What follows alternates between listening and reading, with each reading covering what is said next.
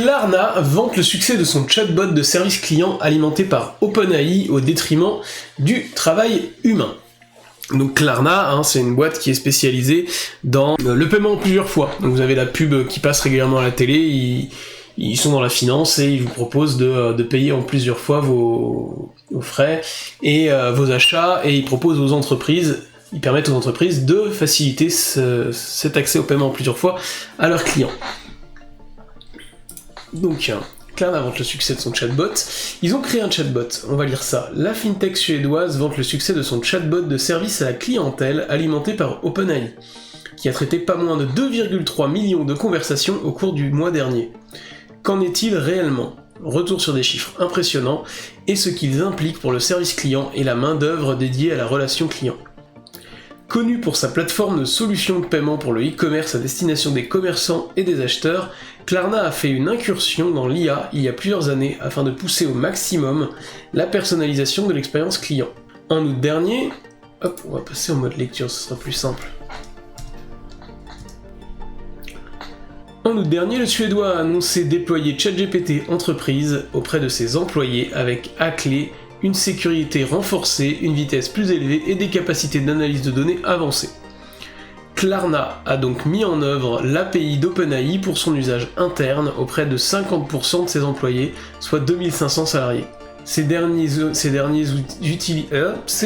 utilisent l'outil dans une variété de cas d'usage, depuis les recommandations d'achat alimentées par l'IA jusqu'à la rationalisation du service à la clientèle. Avec cette adoption, Sebastian Siemiatowski, CEO de Klarna, espère atteindre un nouveau niveau d'autonomisation des employés. C'est pas facile à dire. Des employés. En améliorant à la fois la performance de notre équipe et l'expérience des clients. Un outil interne développé en parallèle, en plus de travailler avec ChatGPT, Klarna a également développé et adopté ses propres outils et fonctionnalités basés sur l'IA dans sa plateforme. Son application est désormais alimentée par un moteur de recommandation de produits IA pour aider les consommateurs à trouver et à acheter les articles les plus pertinents pour eux. Le flux se met à jour en temps réel avec une gamme de produits et d'offres et est capable de proposer un choix plus personnalisé à mesure qu'il apprend à connaître les préférences des utilisateurs.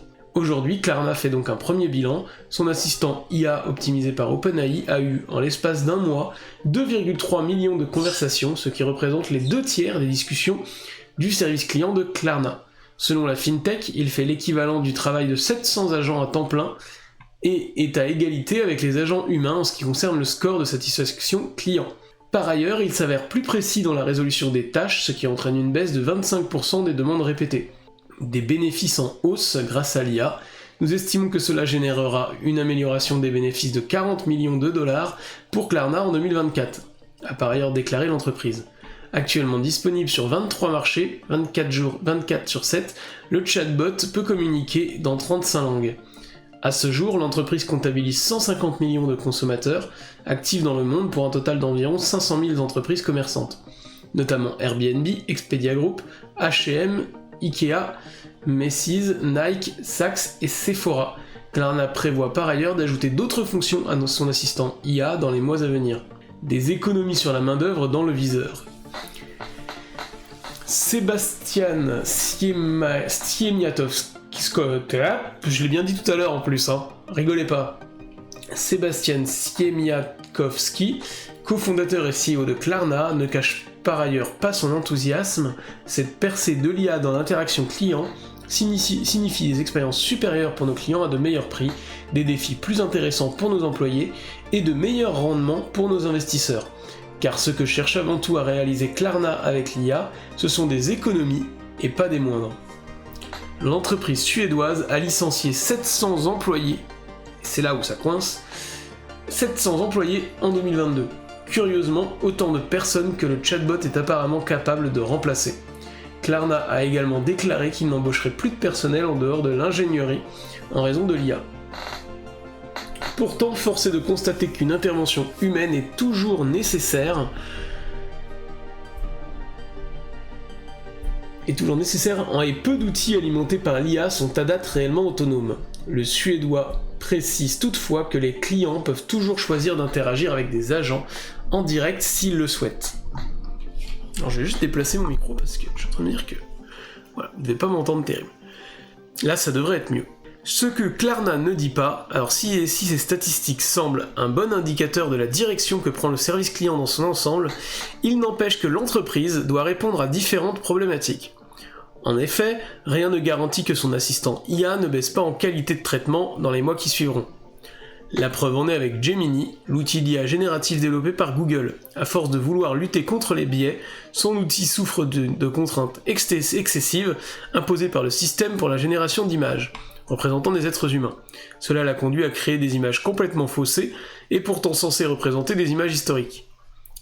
Les Français, loin d'adopter des chatbots IA, le titre, pardon. De même, les clients ne sont pas toujours prêts à adopter une telle technologie. Dans une étude récente, Odoxa indique que 73% des Français n'auraient pas confiance en ces chatbots alimentés par IA. Ça, très honnêtement, ça va évoluer avec le temps et de plus en plus les gens vont s'y faire. Hein. De toute façon, il n'y aura pas trop le choix. Et c'est pas entre ce qu'ils disent et ce qu'ils vont faire réellement. Voilà. Les chatbots, c'est une technologie qui existe depuis un moment, là, qu'ils soient gérés par IA ou par autre chose. Parce qu'aujourd'hui, on avait des questions foireuses, là. On avait la moitié des chatbots qui étaient juste une réponse tout bête à un choix que l'utilisateur fait, ou à des mots-clés, en fait, un moteur de recherche, et c'était souvent foireux, donc si on améliore ce genre d'outils, c'est pas un drame. Au contraire. 70% des utilisateurs jugent par ailleurs insatisfaisants leurs échanges avec les chatbots, et ils sont également très insatisfaits de la compréhension de leurs questions. 72%, et de la solution apportée à leur demande. Au-delà de ce désamour pour le chatbot, la question de la sécurité est également prépondérante au vu de l'essor des deepfakes. Les services clients des entreprises doivent désormais répondre à un certain nombre d'enjeux afin de rassurer leurs clients. Donc voilà, on fait le tour un petit peu de l'info de l'article. N'hésitez pas à me dire dans le chat, les commentaires, ce que vous en pensez, qu'on puisse un petit peu échanger là-dessus. En tout cas, je veux avoir votre avis, qu'on puisse en discuter, et comme ça, on va voir un petit peu comment ça se passe. Moi, je vais vous donner mon avis sur ça, sur est-ce que c'est bien, pas bien. Alors, c'était de toute façon inévitable. Pour moi, là, on parle de Klarna, mais ça devait arriver sur d'autres outils. Si c'est pas Klarna, c'est d'autres. Hein. Il y en a certainement d'autres qui utilisent. Là, on parle de Klarna. Peut-être qu'ils ont communiqué dessus. Voilà, et ça, ils ont communiqué dessus. Donc, ils se mettent en avant, ils se positionnent sur l'IA, sur le service client, l'innovation, pour faire parler d'eux, tout simplement. Et a priori ça marche puisqu'on a le droit à un article. Donc voilà, mais il y en a d'autres qui le font, qui en parlent moins, parce que pas encore accepté par tout le monde, mais effectivement c'est une réalité qu'il va falloir prendre en compte dans les milieux, dans les secteurs du support client, et qui est inévitable. Donc voilà. A priori pour l'instant les taux de satisfaction client sont du même niveau, hein, en tout cas dans cet article, c'est ce qui est communiqué. C'est pas étonnant, bien souvent le service client c'est des questions basiques auxquelles aujourd'hui, même avant un moteur de recherche pouvait répondre sans trop de difficultés. La plupart des réponses, c'est toujours les mêmes questions qui reviennent hein, sur beaucoup, donc ça va forcément réduire. Et comme il l'indique, il y a toujours moyen de contacter un vendeur, un conseiller par la suite directement pour avoir une réponse plus précise et plus personnalisée. Donc moi je suis pas contre, et je trouve que c'est plutôt intéressant et que ça va peut-être faire avancer les choses. Ce que j'attends, qui n'est pas encore arrivé et que je pense qu'on va voir arriver très bientôt avec tous ces outils IA, c'est au téléphone, une IA qui va vous parler et qui va répondre à vos questions directement. Et ça, j'attends ça, mais avec impatience. Alors, certes, ça va détruire certains emplois, mais honnêtement... Est-ce qu'on a envie de faire ces emplois de service client, c'est l'enfer. Je veux dire, c'est des emplois, on sait que c'est compliqué. Hein, c'était chez Bouygues Télécom au service client que il y avait France Télécom pardon, où il y avait un taux de suicide qui était assez élevé. Enfin, on a des centres d'appel qui sont à l'étranger, payés une misère. Bon voilà, c'est pas forcément... de toute façon, ça va arriver, c'est là, ça arrive, il y a des choses qui sont déjà en place, on va pas y échapper, donc les entreprises vont se lancer dessus et ça va évoluer, et je pense que ça va améliorer beaucoup.